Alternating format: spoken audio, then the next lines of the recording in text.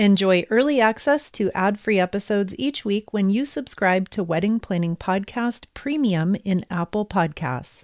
Enjoy the show. Regardless of whether we're talking about venues or contracts, your budget, stress points, your wedding party, whatever the topic is, the bottom line is that helping you to plan a wedding celebration that reflects your priorities is always the driving force behind the Wedding Planning Podcast.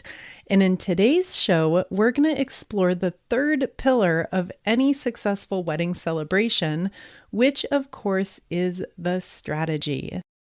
Today's convo is a strategy gem. This is Wedding Planning Podcast Classic. We're going to go over all the ins and outs of everything that should be included within your wedding venue contract. If you've already booked a venue and signed a contract, I would highly recommend pulling out that actual contract and stick around for today's show to check and be sure that all the key items we're going to discuss today are addressed in your document. Your wedding venue is literally the centerpiece of your dream wedding, and it's also likely the most expensive decision that you'll make throughout the course of your entire engagement. So we need to be extra cautious in getting all the details cemented just right. Now, of course, every couple and every wedding situation is very unique, so not every single thing we review today will necessarily be applicable to every single couple. And with that, let's dive into the essential items to be included on your wedding venue contract. The first thing is very obvious, as are a lot of these, but we're going to cover them just to be thorough. The first thing you'll definitely want included on that document is everyone's name and detailed contact information. This includes the name of the venue, the name of your contact person, and ideally one or two backup contact people who you can pick up the phone and dial directly if you have a question. It should also include your names and your contact information so that the venue can contact you as well. Next item that falls into the pretty obvious category is the date and specific times. It is not enough to have a July 17th, 2024 date on that contract. You also need to have the specific time that you have the property rented out for. And we're going to dive into that a little bit deeper further down the list. Next, very important details to include in your contract are the details of the specific space or rooms to be used. Many of these venue properties are very expansive and they have multiple different areas and separate spaces that can be rented out.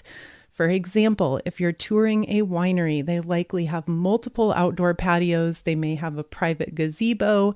They likely have multiple indoor rooms, private dining areas. You need that contract to specify exactly what areas you will have access to on your given date. And this is somewhat of a side note that ties back into the venue shopping process, which I said we were not going to go into, and I'm not going to go deep into it. But as you're touring venues, really be deliberate about the specific spaces that you will have access to.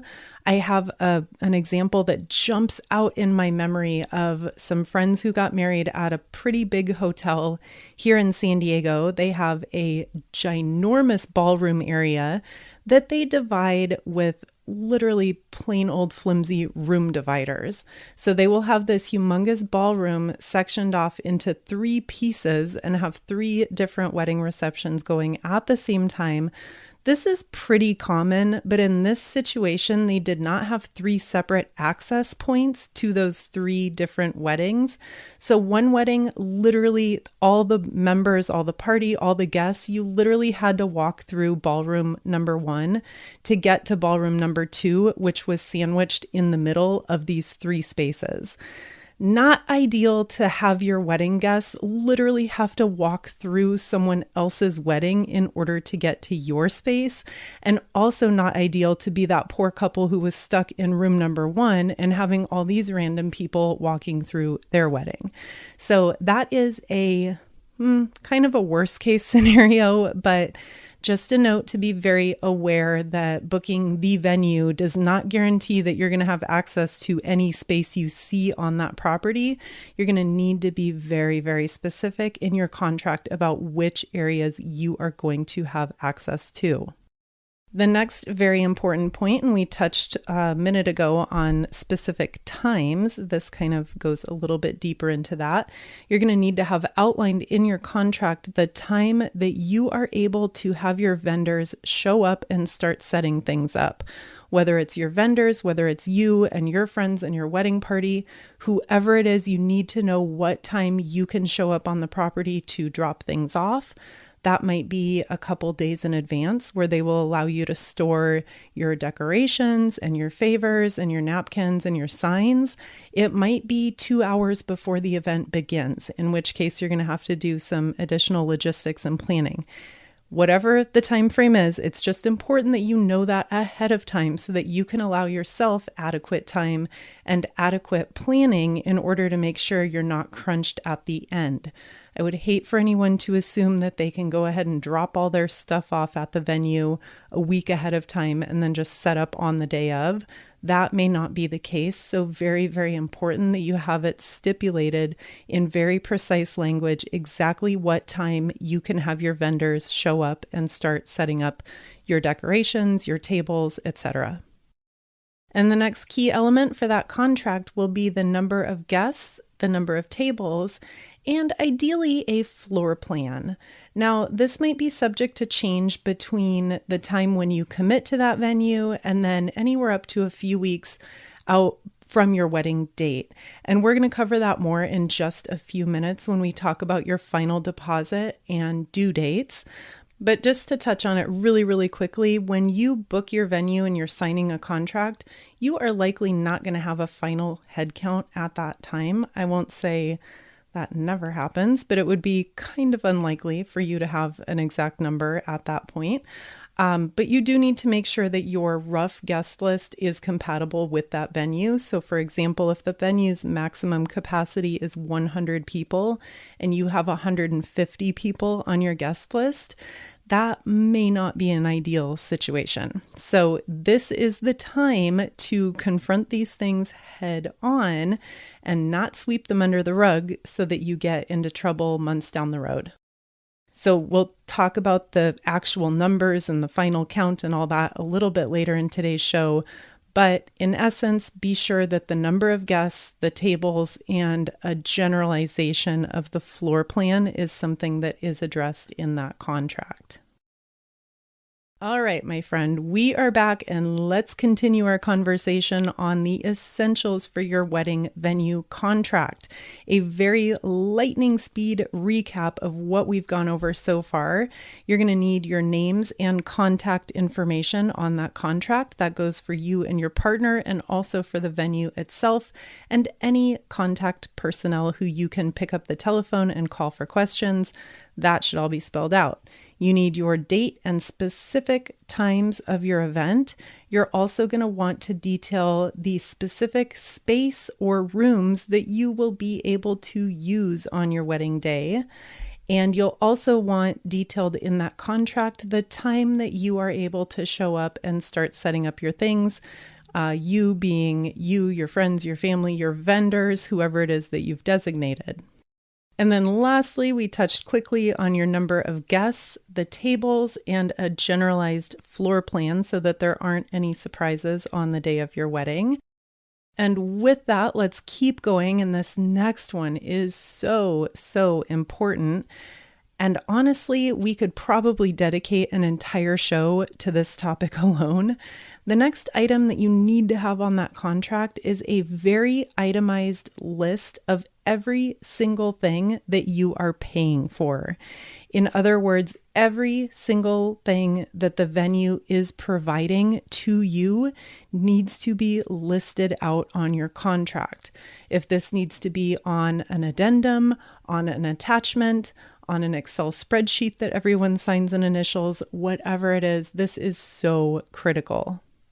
If you are booking an all-inclusive wedding venue, All-inclusive means different things to different people and to different properties. So to say I have booked an all-inclusive venue and simply assume that that means you get a wedding planner, a photographer, a videography team, all the food, all the beverages, all the setup, all the cleanup. Not necessarily, my friend. And this is where so many couples get into deep trouble, especially with their budget, because they do not take the time to manage expectations right up front. So as you're sitting down with that venue manager and you're going through this contract, it is so important to have them outline every single thing that you get when you pay for that venue space. And there is a flip side here, because you're also going to need to create a detailed listing of everything that you will need to supply. So wherever there are holes, wherever there are things that the venue is not providing to you, you're going to need to come and supply those things. What specifically they will be, it's impossible for me to tell, because every single venue, every single setup is very unique and very specific. My best advice to you as you're sitting down with that venue manager or that coordinator and you're putting together this contract, I would ask them, do you have a list of things that couples typically supply on their own? That might look like tables, table decor, place settings. It just really depends on your venue. It may or may not be included. You cannot assume that it will be included, because I can guarantee you, if it's not spelled out in black and white on that contract you're signing, then it is not included 9 times out of 10, maybe 99 times out of 100. We cannot assume that anything is included unless it's spelled out in black and white on that contract. Now, as you begin to understand all the things that are included, and again, on the flip side, all the things that are not included, it's really important to take a step back and be very realistic about the things that you're going to need to supply. If you and your partner are kind of going out on a stretch here and you're really splurging on an quote all-inclusive venue space, but then you come to find out during the contract phase that not everything you thought would be included actually is included, and now all of a sudden you are going to be responsible for supplying a list of 12 things that you didn't expect, that's going to add up to be a lot of extra money out of your pocket. So it's just really important, it's very important that you understand the responsibility involved on your part to organize, book, and manage all of those extra things. And then, of course, paying for all of those extra things and just being sure that everything is going to fall in line with a budget that makes sense for you. Okay, that was a lot of information to cover on that one little point to get a specific listing of everything that comes included with your venue. Next item to cover on that contract is any pertinent insurance, permits, or licensing requirements. Now, this is another topic that is pretty much impossible to generalize for all wedding situations, because every state, every municipality, every city is going to have very different guidelines and requirements for what is included and what is required of a venue that's hosting a large event, likely serving alcohol, etc., etc. And then next item to cover in your wedding venue contract, you're going to need the names of all the managers, the supervisors, and their backups on the day of your celebration. Your coordinator, catering, decoration and florals, valet people, etc. Now, will every venue be able to definitively supply this information right on the spot when you book the venue? I mean, potentially you're booking this venue 2, maybe even 3 years in advance. Probably not. They probably will not have the foresight to know exactly who's going to be working there 2 or 3 years down the road. There is turnover, etc. However, it is still very important that you circle back in the 6 months or so ahead of your wedding date and confirm that you do have an updated list of all of your contacts at that venue. This will be key information to pass along to any wedding planner who you're working with or anyone who you've designated to be your point person on the wedding day. The last thing on earth we want to have happen is have it be time to show up for cocktail hour and all of a sudden nobody can reach the venue manager. Something has gone wrong. We need to reach someone to ask a question and you don't have their phone number. That can be easily avoided by making sure that you proactively have that all laid out in your contract. You'll also want to see any setup fees, any cleanup fees, or fees for going over time. And then let's just blanket add here any additional fees. I want every single penny of that grand total accounted for in black and white. Just because a venue is all-inclusive doesn't mean that there won't be extra setup fees, extra cleanup fees, and there will certainly almost always be fees if your things are not cleared out and not cleaned up at the appointed time. So be sure that all of that is very clearly understood. And then coming to the end of our list here, you're going to need to see the total cost. And along with that total cost, that needs to be itemized.